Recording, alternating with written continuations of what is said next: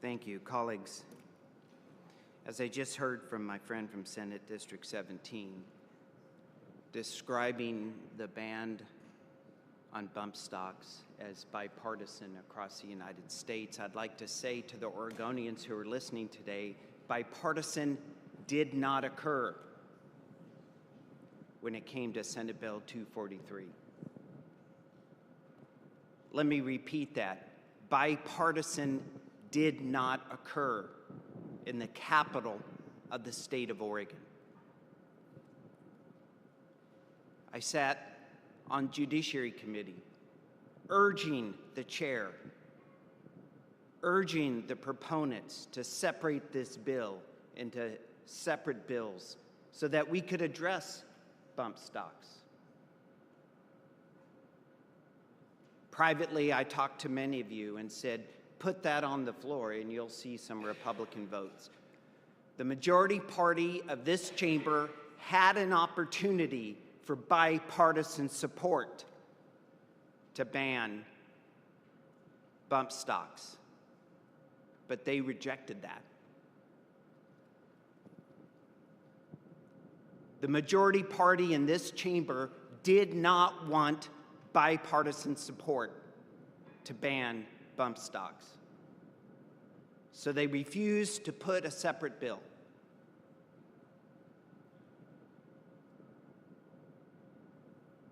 So now we're left with this. I hope Oregonians know that when you serve in the minority,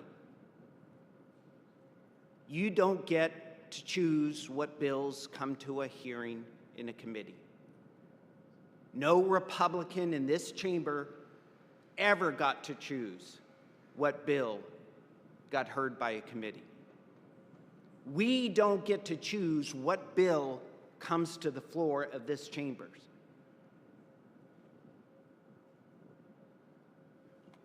We could have had a bipartisan bill today, but the majority party in this chamber did not want a bipartisan bill today.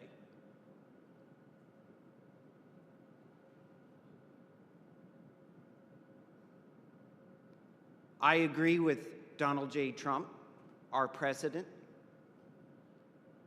more times than my friend from Central Oregon. And I agree with the President Trump that bump stocks are not firearms, they are accessories. And accessories do not have constitutional protection.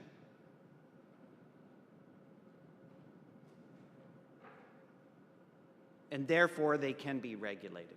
We can debate a Supreme Court interpretation of what technically is a machine gun or not.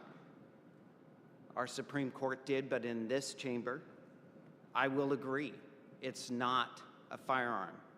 It's an accessory. It's an accessory that can be regulated. And in the bill, by the way, for those Oregonians who after today have those accessories, I don't, some do, that if they transfer that accessory, you will be a Class B felon. Now, transfer doesn't mean you're manufacturing and selling. That's included. Transfer means you hand it to someone else. Transfer, as interpreted by our courts, is a very low level. You will be a Class B felon.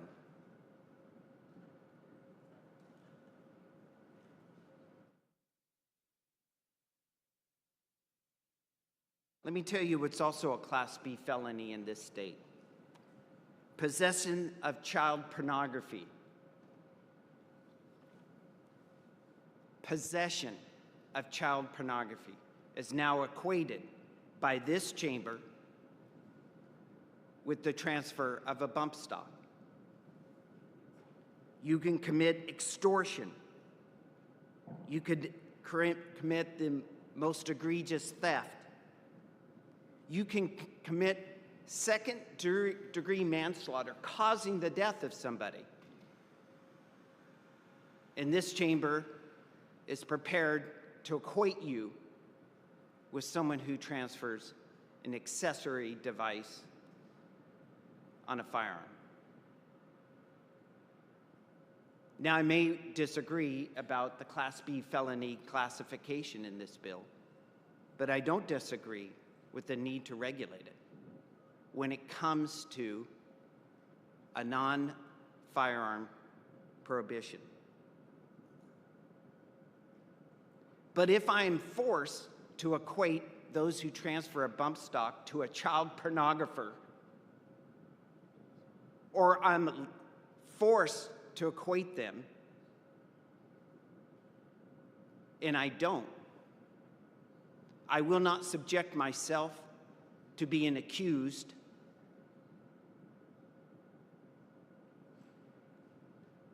of collaborating with the making a machine gun in what was mass murder in Las Vegas. Political rhetoric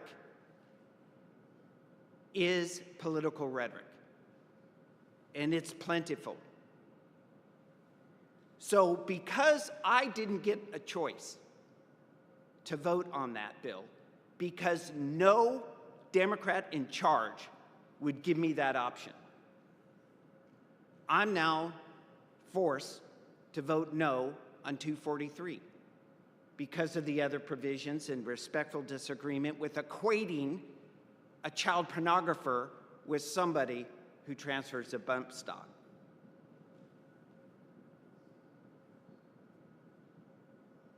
My friend, the senator from Central Oregon,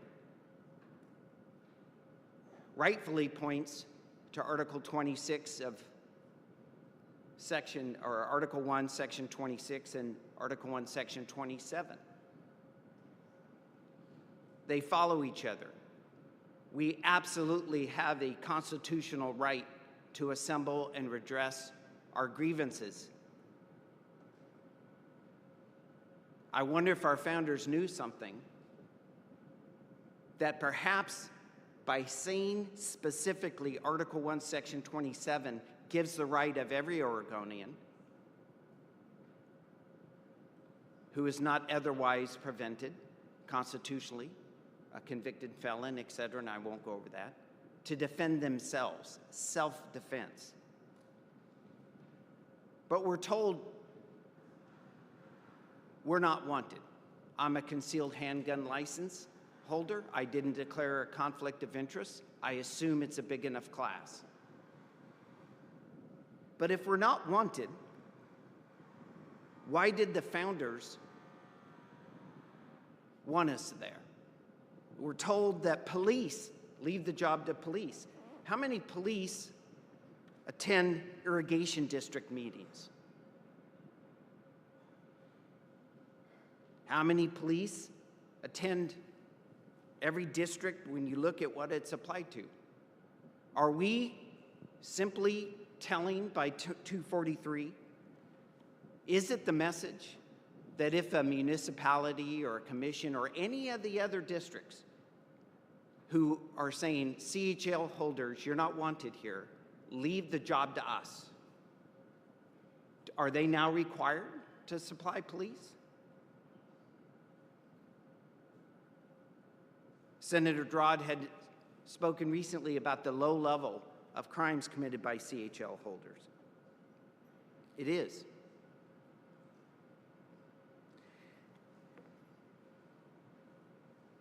Then we have, of course, a letter from demanding action. It's all about the bump stocks. Until one little paragraph at the end, it says, additionally, Oregon had the highest number of armed, may I read this? I forgot, I'm sorry. Permission to read from the letter. Assume it's granted. Thank you. Just want to make sure I'm complying by the rules. Sorry, Senator, we are addressing a yield. Without objection, please continue. Thank you.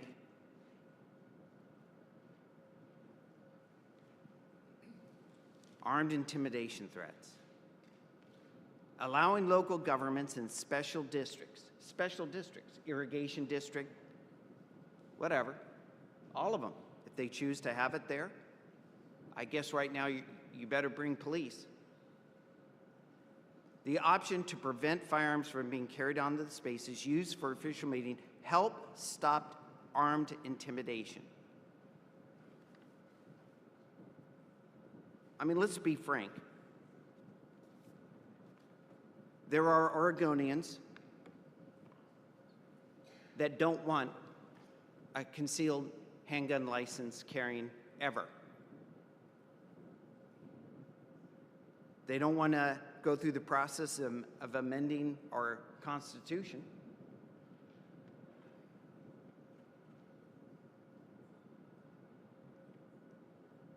So, if someone's sitting there in a meeting when a district, a city council, a county,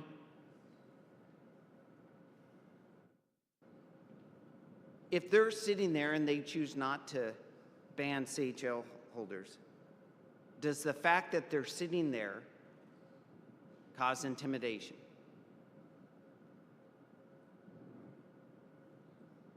If that fact is the fact in which somebody relies on and says, I'm in favor of banning all, then I can't help but ask the question, it really comes down to somebody sitting there with a firearm for self-defense.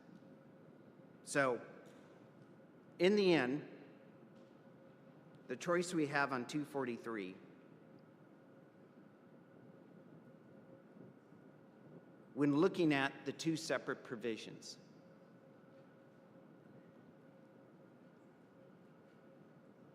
local control, I have no disagreement with. I do believe Oregon has had and has long had a policy of not having a patchwork for concealed carry. As we today abandon that policy, there's going to be postings on the door. I hope municipalities and commissions and districts, should they choose that, the premise is that by eradicating the defense from those premises, they are responsible to provide security at their cost. And of course, I'm not talking about the people who ignore the law, because we all know in many of these shootings, they were gun-free zones.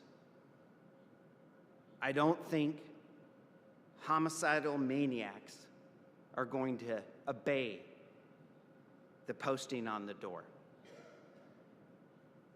So we reduce the number of good guys with guns to confront and stop bad guys with guns to just simply law enforcement.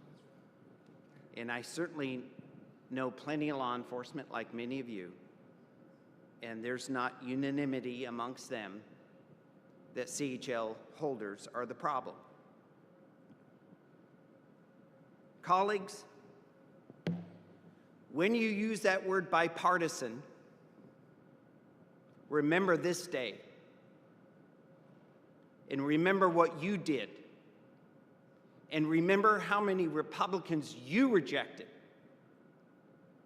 who urged you to put the bill on the floor that could have got bipartisan support, and you said no. I urge a no vote on Senate Bill 243. Thank you, Senator.